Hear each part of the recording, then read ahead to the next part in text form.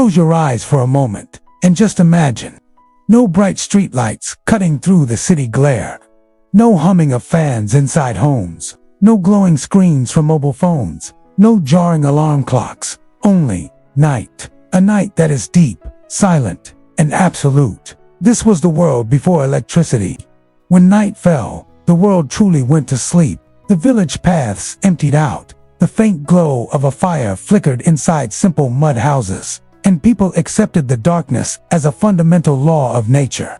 But this was also a world where people didn't sleep just once, they slept twice. Yes, you heard that right. A first sleep and a second sleep. Life changed completely the moment the sun went down. As soon as it slipped behind the mountains and the sky turned from a soft blue to an inky black, everyone knew the day was over. The fire in the stove was put out, the animals were settled for the night, and heavy wooden doors were locked with thick iron bolts. Women would gently put their children to bed, while men would rest their tired bodies, sitting quietly in the dim light. Before long, the entire village would drift together into the arms of sleep. This first phase began around 8 or 9 at night, as everyone lay down on their beds or simple woven cots. The only light came from the shimmering stars in the sky, or perhaps a single small candle burning inside the room. This was the first sleep. It was a deep, restorative sleep as if every muscle, every single breath was sinking into a profound silence, releasing the day's exhaustion. But this sleep would usually end around midnight, and that is where our story truly begins. Today, if you wake up at midnight, you might call it insomnia or some kind of sleep disorder. But back then, waking up in the middle of the night wasn't a problem. It was a natural part of the sleep cycle itself. There were no clocks, yet the body's internal rhythm would gently stir people awake. Eyes would open, breathing would deepen, and a person would find themselves sitting quietly in a mysterious, gentle darkness. This special time was known as the mid-sleep hour. It was a period of quiet reflection, prayer, or intimacy, a peaceful, private world between two sleeps. Have you ever woken up in the middle of the night, feeling strangely alert, and wondered why? You might check your phone, see it's 1 or 2 a.m., and try to force yourself back to sleep. But what if I told you that for centuries, this was completely normal? In fact, it was a cherished, sacred part of the day.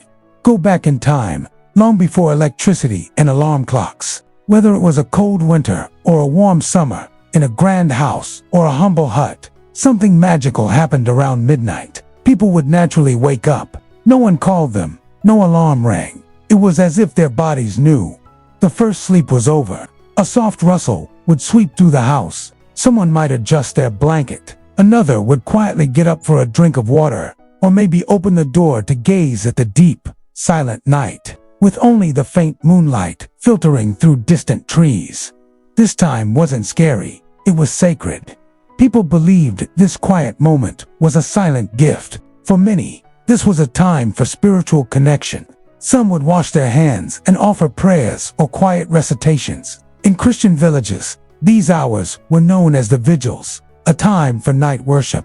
People would read verses from the Bible or simply close their eyes, asking for forgiveness. Old church records even say, this is the hour when the distance between heaven and earth becomes small. It was a time for silent conversations with oneself or with a higher power. But it wasn't just about prayer. Some people would simply sit in stillness, their hands near the warmth of the fire, eyes lowered, letting their thoughts drift. They'd reflect on the day that had passed, dream about the future, or just soak in the profound sense of peace. There was a saying, this is the hour when you can finally hear the noise inside yourself. Life in the villages was demanding, and even the night offered a chance to get things done, quietly. Farmers might check on their animals, rekindle the fire to keep the house warm, or fill water pots for the morning. Women would sometimes use this time for spinning wool or mending clothes. Older children might help their mothers with small tasks, ensuring the morning rush would be a little less hectic. It was a unique interval, not quite night, not quite day, a bridge between two sleeps. Surprisingly, this was often considered the best time for a husband and wife to truly connect. The daytime was filled with endless chores, mornings were often cold and hazy, and evenings brought exhaustion. But in this quiet pocket of the night, everything paused. They could speak softly about their worries, their children's dreams, their fears for the future, or simply whisper their gratitude for having each other. Of course, not every night was peaceful. Sometimes, fear crept in. The distant barking of dogs, the rustle of leaves in a strong wind, the creak of old wooden beams. In some cultures, this was known as the witching hour, a time when spirits were thought to be active. Mothers would sit beside their sleeping children, gently patting them, perhaps whispering verses for protection. Their presence a comforting shield against the unknown. And then, just as naturally as it began, this waking period would draw to a close. Eyes would grow heavy again. The embers of the fire would fade to ash. The moon would begin its descent, and a faint pre-dawn blue would start to appear on the horizon. People would return to their beds, pull their quilts up tight, and drift into their second sleep, ready to wake again with the morning sun. This forgotten rhythm of life shows us a different way of being. A time when the night wasn't just for sleep, but for reflection, connection, and quiet productivity. Did you know that for thousands of years, people didn't sleep through the night? Instead, they had two separate sleeps, and what happened in between was magical. Let's travel back in time to rediscover a lost tradition that might still be living inside you. Imagine the world before electricity, before the constant hum of city life. When darkness fell, people would go to bed and have their first sleep. But then, something strange would happen. Around midnight, everyone would naturally wake up. This wasn't insomnia. It was a sacred, quiet interval that lasted for an hour or two. So, what did people do during this time? The house would be still, filled with a peaceful energy. Some would pray. Others would sit by the dying embers of the fire and think. Couples would share intimate moments, and many would simply enjoy the profound silence, feeling connected to their own being. It was a time for reflection, creativity, and spiritual connection, a quiet door between the worlds of sleep and wakefulness. As this midnight interval slowly came to an end, eyelids would grow heavy again. One by one, people returned to their beds for the second sleep. This sleep, which lasted until dawn, was said to be lighter than the first. There's an old saying, the first sleep rests the body, the second sleep calms the soul. It was a gentle, restorative period that prepared them for the day ahead, bringing peace to the mind. Then, just before dawn, the natural alarm clock of the world would sound, the crowing of a rooster. People would slowly stir, waking with the rhythm of nature. No herring alarms, no bright phone screens. The day began softly. Some would head out to fetch water from the well. Others would walk to the barn to check on the animals. Inside, women would light the stove, the smell of wood smoke filling the air as they began kneading dough for the morning's bread. This was the natural cycle. First sleep, a period of quiet wakefulness. Second sleep, and then the gentle start of a new day. This was our original, biological body clock, perfectly in sync with the world around us. So, what happened? Why did this beautiful, natural tradition vanish?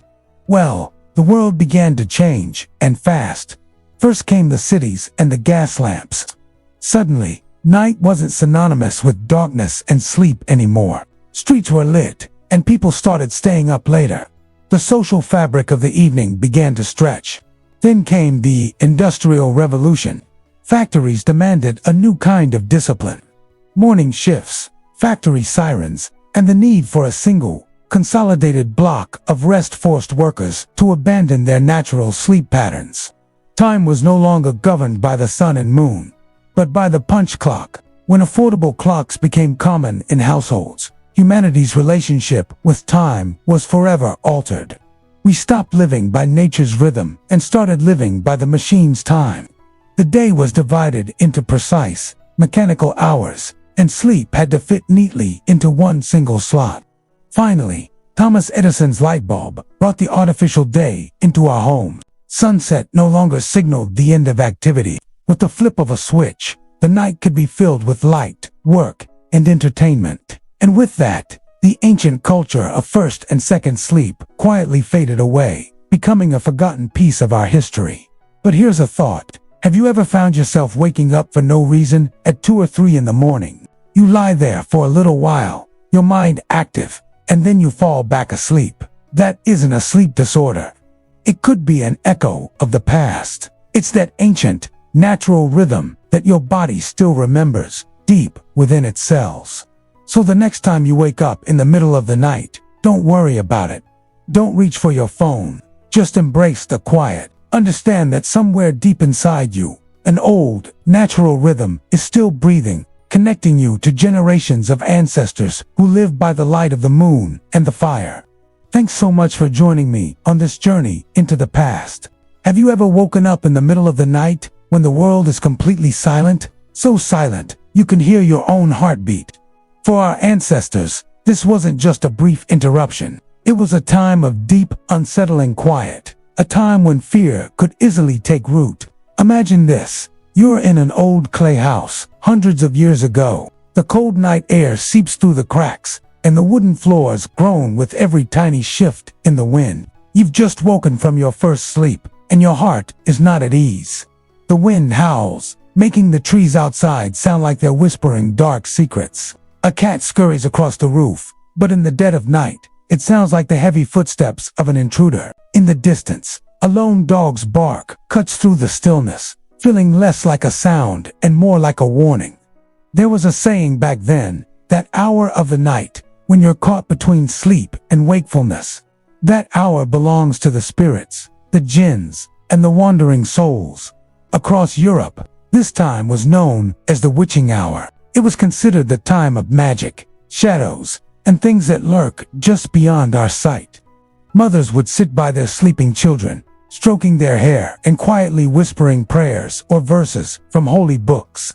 They held a powerful belief. At this hour, the veil between our world and the next, between dreams and reality, is at its thinnest. They believed that eyes, freshly opened from sleep, could perceive things that were otherwise invisible. If a shadow flickered where it shouldn't, or a restless soul was wandering near its grave, this was the moment it would make itself known. These weren't just abstract fears. People recorded their experiences. Listen to this. From a farmer's diary in the 1600s. After first sleep, I was woken by a creaking outside. The door slowly swung open, as if someone had entered, but there was no wind, and no person. Then, the flame of my candle began to tremble. I recited a prayer, and the door slowly shut on its own. Or this memory, from a woman in France in 1732. I was 11. I woke in the middle of the night and saw my mother sitting by the fire, praying. I asked her, "What's wrong?" She just told me, "Nothing. Go back to sleep." But I saw footprints in the dust by the door and, yet, no one was there. Even in rural villages, old beliefs persist. Elders would warn you never to leave a bucket of water in the courtyard during this time, because they believed that nightly spirits would come to gaze at their own reflections. So, what was really going on? Was every creak a ghost? Every shadow a spirit? Modern science offers some fascinating explanations. When we wake up after a few hours of sleep, our melatonin levels, the hormone that keeps us deeply asleep, have decreased. This makes our sleep much lighter and easier to disturb. This is also the exact time when nocturnal animals like wolves, foxes, and owls are at their most active, filling the night with strange and unfamiliar sounds. In the profound silence of the night, every little noise is amplified. Your own breathing, your heartbeat, the house settling it, all sounds louder, more significant. Combine this with low light and a brain that's still half asleep, and you have the perfect recipe for your imagination to run wild, turning a simple shadow into a menacing figure. The mind literally begins to project its fears into reality. So, were the stories of spirits and shadows real? Or was it all just the human mind, creating tales to explain the deep, dark silence? Maybe the truth is somewhere in the middle. Perhaps the night holds its secrets, and our minds are just trying to make sense of them. Have you ever woken up in the middle of the night, maybe around 3 a.m., and felt a strange sense of unease? You check your phone, toss and turn, and worry about not getting enough sleep.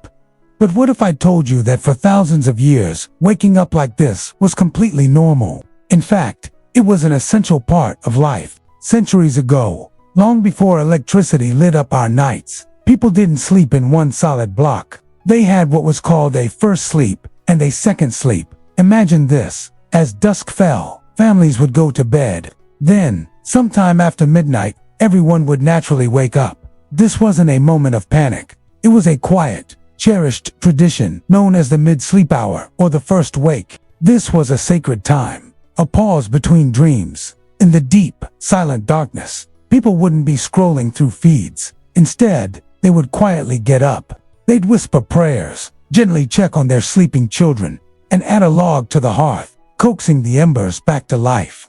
This hour, suspended between day and night, was when the most honest conversations happened. Now, you might think the pitch-black darkness would be terrifying, and it could be. Without streetlights or clocks, the only sounds were the wind whistling through the roof, a distant dog's bark, or mysterious rustles from the forest. These sounds could certainly stir fear in the heart. And yet, this time was often called the moment of God's mercy. Why? Because it was believed that in this profound stillness, the heart was at its softest, and prayers were most likely to be heard. It was a time for deep connection, not just with the divine, but with oneself and with family. So, what did people actually do during this hour? It varied. Farmers would sit by the fire, the flickering light dancing on their faces, as they planned the next day's work: which field to plow, how many seeds to sow. Parents would gaze at their children, softly touching their foreheads and whispering a prayer for their safety. For the devout, this was a special opportunity. They would perform ablutions in the cold, light a single candle, and engage in prayer or read from their sacred texts, like the Quran or the Bible. These weren't acts for show. They were deeply personal moments of reflection, born from the heart. And perhaps most beautifully, this was a time for couples. After a long day of hard labor, with little time for each other, husbands and wives would sit close together, perhaps holding hands in the quiet dark. Their words, spoken in hushed tones, wouldn't just echo in the room. They would sink directly into the heart, forging a bond deeper than the night itself. When the fire glowed warmly again, when the prayers were finished, and a gentle tiredness began to settle back in, people would return to their beds. This was the start of the second sleep. This sleep was often described as deeper, more peaceful, and filled with vivid dream streams that some believed held glimpses of the future. Then, with the first light of dawn, the household would stir back to life, ready to begin a new day. This natural rhythm of sleep, wakefulness, and sleep again was the pattern of life for countless generations. It was a cycle that flowed through every home, until the invention of electric lights, the rise of factories, and the ticking of the clock changed our relationship with the night forever. So the next time you find yourself awake in the dead of night, don't be anxious. Maybe, just maybe, you're tapping into an ancient, forgotten rhythm. Perhaps it's an invitation to simply be still, to think, to feel, and to connect, just as our ancestors did for centuries.